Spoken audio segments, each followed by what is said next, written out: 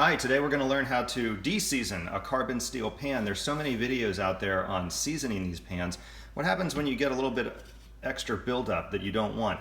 You can see here in this skillet, this is a Blanc Creative skillet, which by the way is one of my favorites. There's their logo right there.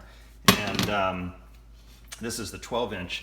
But anyway, I've had it for, I don't know, maybe 6 or 7 months now, and I've got a little extra buildup there that I don't want. And sometimes that'll come off on the food. If you're cooking a lighter colored food, it comes off as almost like a dirty mark, and you don't want that. But you also don't want to scrub this pan, because then you'd remove seasoning that you don't want to remove.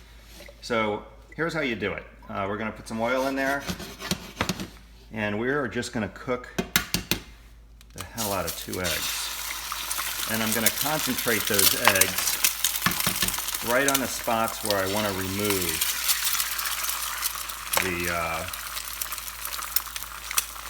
the extra seasoning.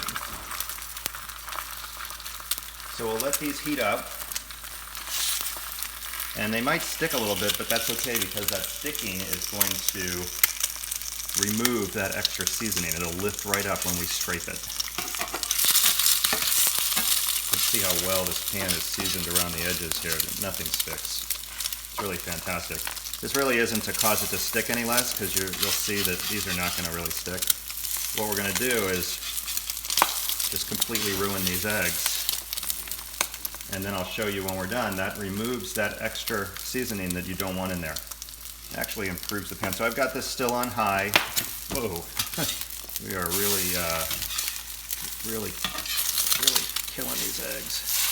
But anyway, now I want to break the yolks open. You know, you would never do this if you were going to serve these eggs to someone.